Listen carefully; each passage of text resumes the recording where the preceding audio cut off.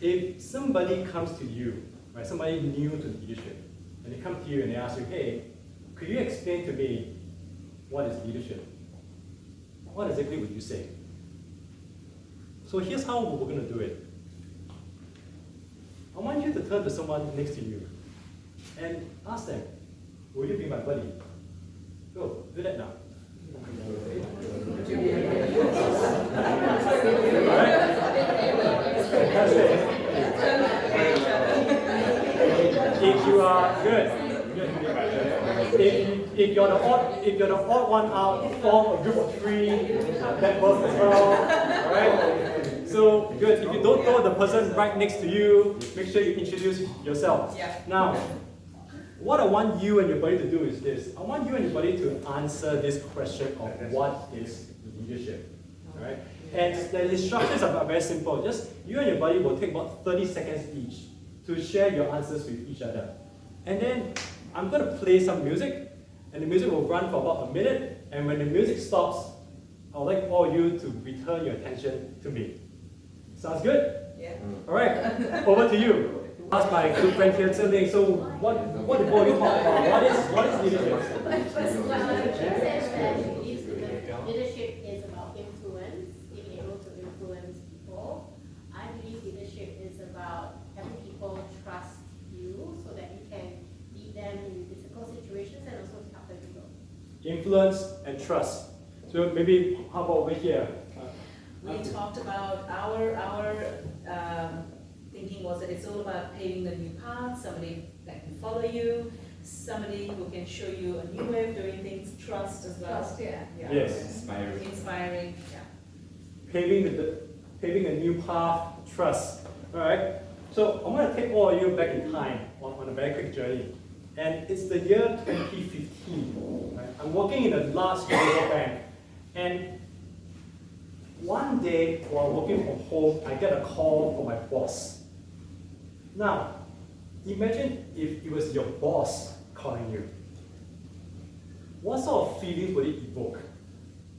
Perhaps for some of you, it might be positive feelings. But for me, when I picked up the phone and I saw his number, I thought to myself, oh no, what does he want now? Right? Negative feelings going on. So I answered, hey Tim, how are you? Yeah, I'm good. I need to talk to you about your leadership. My leadership? Yeah. You have a little bit more experience than your colleagues. So I want you to show more leadership. Particularly, I want you to be influential. Imagine you have never driven a car before in your life. And one day, you're handed the keys to a red Ferrari just like that. And you're asked to drive it down the expressway at 200 kilometers per hour. What do you think is going to happen? There you go. Alright? So, you want me to show leadership? Alright. I walked into the team meeting the next day, determined to show my colleagues my leadership. And I was going to give them influence. Alright? We spent the next hour debating on a solution to a workplace problem that we're having. I would highlight the strengths of my ideas and pinpoint the weaknesses of theirs. In the end, I was able to convince and influence my colleagues into a compromise solution that significantly contained my ideas. Now let me ask all of you this question. And for that, you need to find someone else that you have not spoken to recently. So this is a good opportunity for you to meet other people. So find someone else that you have not spoken to. And say to that person, I've not met you before. Will you be my buddy? Go! So now that you have your buddy, I'd like to invite you and your buddy to answer this question. Alright?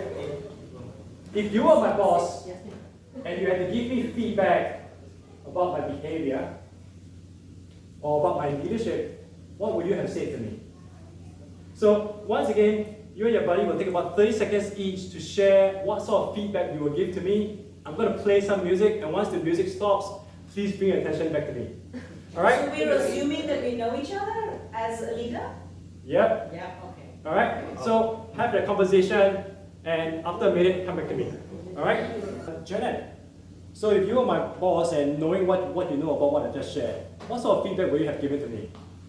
I was sharing her that probably I'll praise you first. I mean, for this courageous, because first timer, then you're already driving at a full speed. Yes. Yeah, but the thing is, sometimes slow is fast. Probably sometimes take some time to slow down your pace and take the time to listen to your teammates and then probably do a brainstorming session. Who knows, maybe you get some surprise out of the way and then you get a better idea of how to run the whole team. Yeah. Okay. Okay. Maybe Kevin? We said that you shouldn't be too much of a dictator. So you take a step back and listen to all views. But truth be told, I thought that I was doing pretty great actually. That I was having a good start to my first time leadership journey. Right? And then my boss gives me a call the next day. He tells me, hey, how did it go at the team meeting? I said, well, it went well. Right? I was able to convince my colleagues to accept my ideas. He said, okay, good for you. Because they gave me some feedback and they said that they didn't like your behavior, particularly how you frustrated them into a compromise solution. And so that was a real smack in the face. Right? It was like a bombshell had dropped. I thought I was really good. But in reality, I was right there. Right? But that, in turn, triggered something in me. It triggers that I decided that I wanted to be the type of first-time leader that others were willing to work with. And so from that trigger, it will eventually lead me to decide, hey, look, that in June 2018, I would join forces with Avi, and together we will write a book on how someone can be the best first-time leader. But as he had mentioned earlier on, we had a problem. I mean, for one thing, I just did a search a couple of days ago, and there's easily over 57,000 books on leadership. And even if we zoomed it down to, first-time leader, first-time manager, there's still over 25 to choose from, easily. And so what do we have to do in order to distinguish ourselves from this whole pile of books?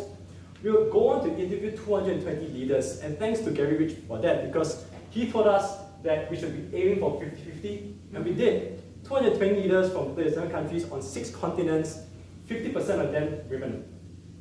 Along the way, we definitely... More than that. 2, yes, 50.41% to be exact. Right? 111 women, 109 men. And so we definitely debunked several myths along the way. Right? For example, leaders are made. Rephrase that. Leaders are born, then made. Right?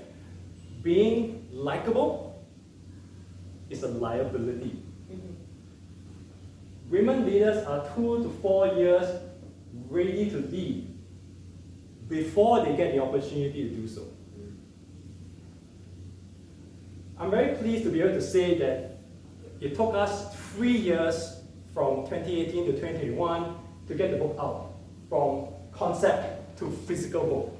But in the process of doing so, we ensured that first-time leadership, and when you search for first-time leadership, our book ranks there among some of the most popular in the world. Start with why, the first 90 days, and even the first-time manager.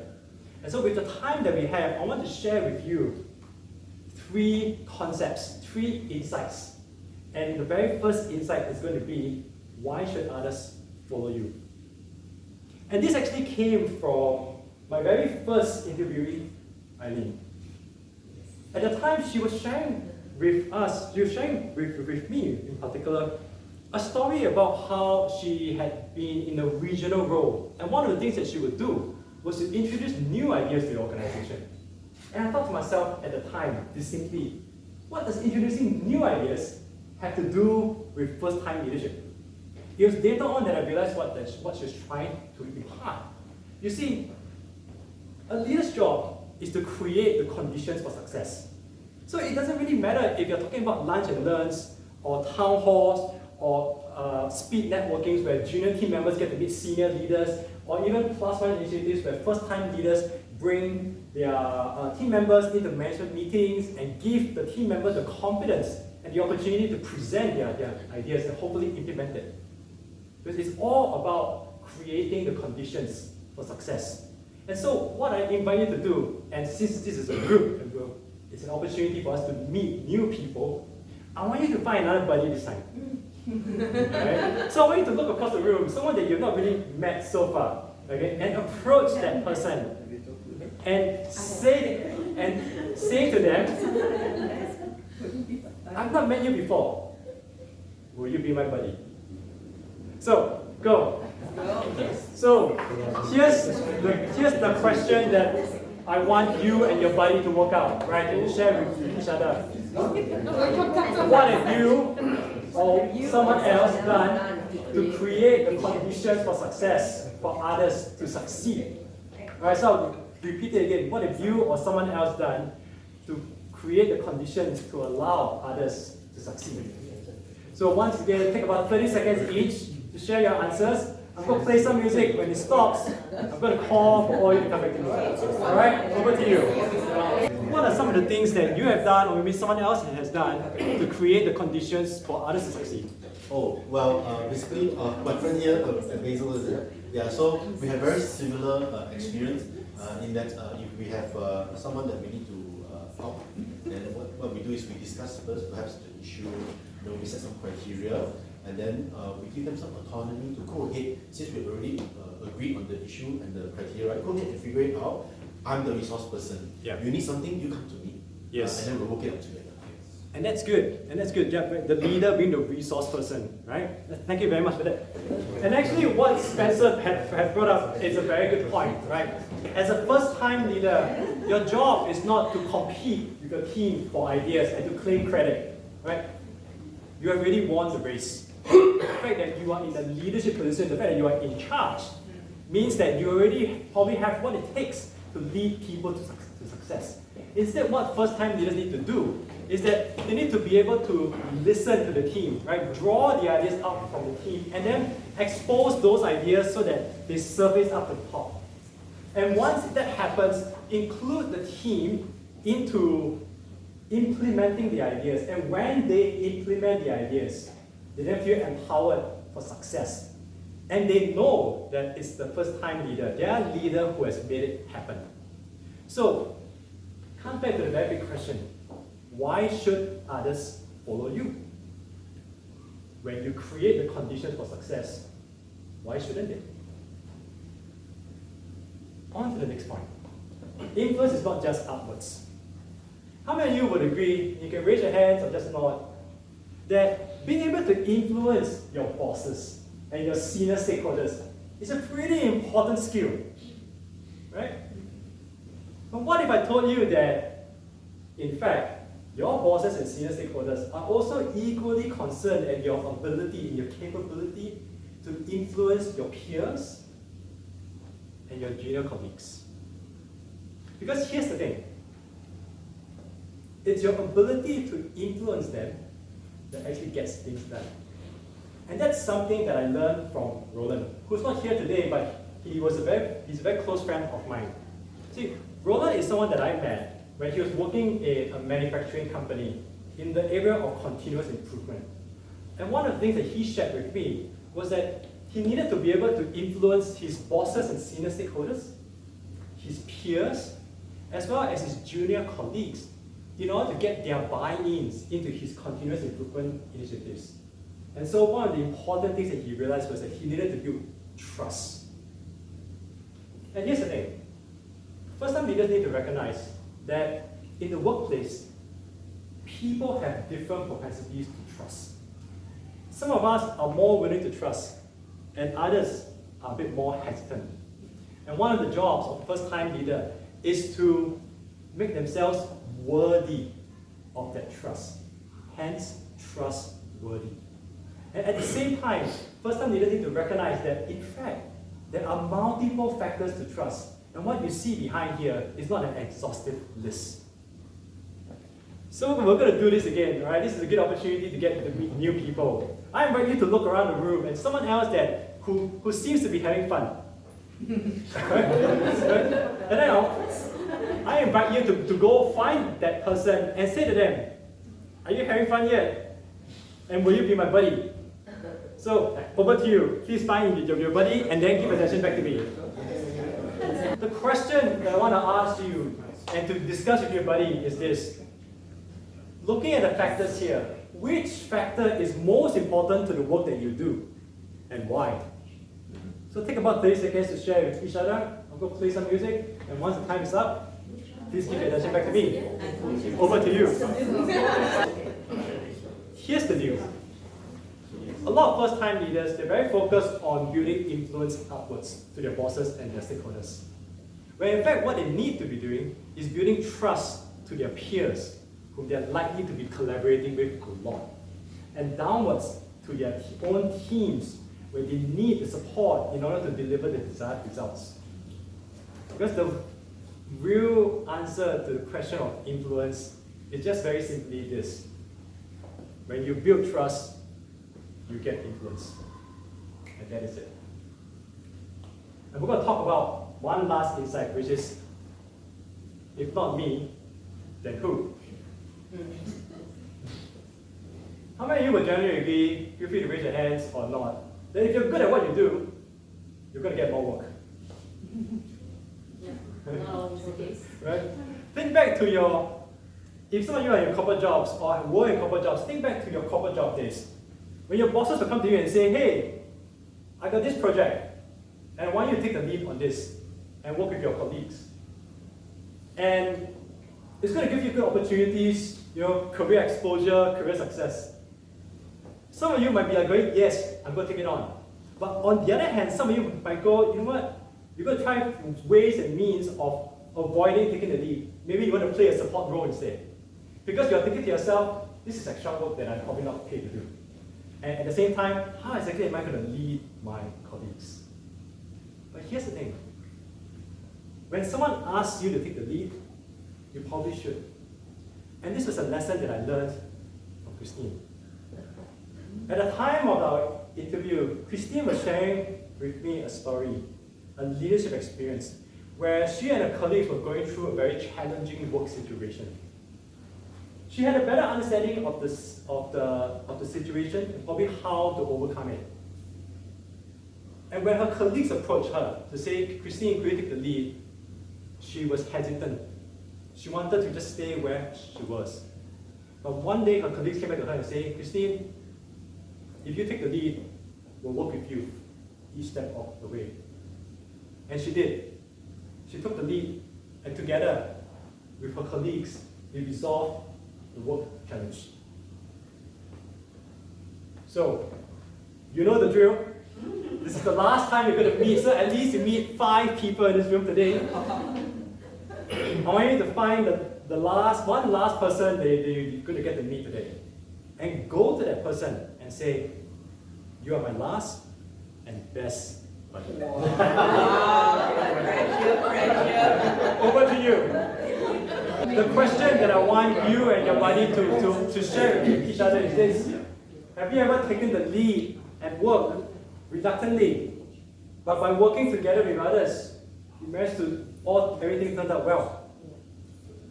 So, 30 seconds each to share a story, a positive experience, and once the music stops, please bring your attention back to me.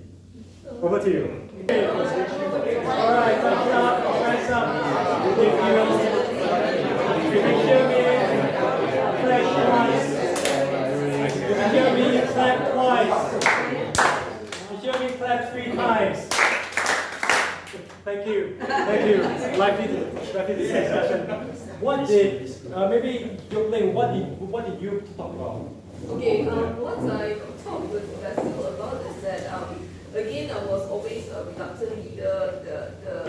The boss always comes to me to say that, look, like, you cannot reject me because the other person that I've approached has already rejected me. And no choice but to accept. So I would just like, okay, I know that if I were to reject him, I would get more such tasks in future, right? So I'll just pick it up and then I would come up with a plan and brief the juniors in the team on what to expect and how to execute it. And then I would ask them to give the feedback on whether they are agreeable with the plan going forward. And if they need more time to digest, they can come back to me within the next week or so. If they don't have any more quibbles about it, then we take it as we will proceed that way, and usually we achieve stellar results now. Yes, yes. And that's the thing, you see. When you're approached, when you're asked by others to take the lead, you probably should. And here's the real deal. You may have a workable idea, or you may have a better understanding of the situation. If others are willing to work with you, and you're willing to work with them each step of the way, then why not? Because ultimately, the question that you want to ask yourself is, if not me, then who? So there are 3 insights that I've really shared today, given the time that we have. The first being, why should others follow you? The second is, influence is not upwards. And the third is, if not you, if not me, then who? It's been 2 years since we launched the book, and I continue to work on what it means to be a first-time leader. And the journey never really ends. And there's one bonus insight that I want to share with all of you, and that came from TV. As a former chief HR officer of a global company headquartered in Singapore, after our interview with Avi and I, he said to us an observation: first-time leadership is about enabling the team's success. First-time leaders need to recognize that they are the cause for the consequence that they want in their team. So if you want a team that's high-performing, a team that speaks up and freely, and a team that's willing to communicate with each other and work autonomously, then the question that the first-time leader needs to ask is, how can they be the cause of it? And first-time leadership, let's just face it, it's an art. You've got to experience it. And at the same time, you make all the mistakes with the first team. But please don't let the first team endure everything, all the bad mistakes that you make, only for the subsequent teams to enjoy the benefits. What we have done here is that with first-time leadership, we're able to make it into a science. And by identifying the 30 insights into what leadership is, we're enabling first-time leaders to have a better understanding of what it takes to lead a team successfully, and to give them the various tools to do so. And most importantly, first-time leadership isn't just for first-time leaders who happen to be early in their leadership journey. It's also for experienced leaders who have a need to sharpen their leadership experience. I want to just end off with this. This whole journey started with a phone call from my boss, Kim. And the chapter rightfully ends with a phone call to him. Tim, just in case some of you can't really see it here, Tim, or Timothy Tan, would become interviewee number 25. And at the end of our interview, he said to me that he's glad to have been part of my first-time leadership journey. Leadership is a journey, is what I said to a leader. And she corrected me quickly and said, leadership is a lifelong learning journey. I want to thank all the leaders here who have contributed, and to the many who have not shown up today but have contributed. Your experiences, your insights, and your knowledge have allowed many other first-time leaders to be better in what they do, in leading teams, and having a positive impact in their lives, in their workplaces, and their communities. Thank you very much.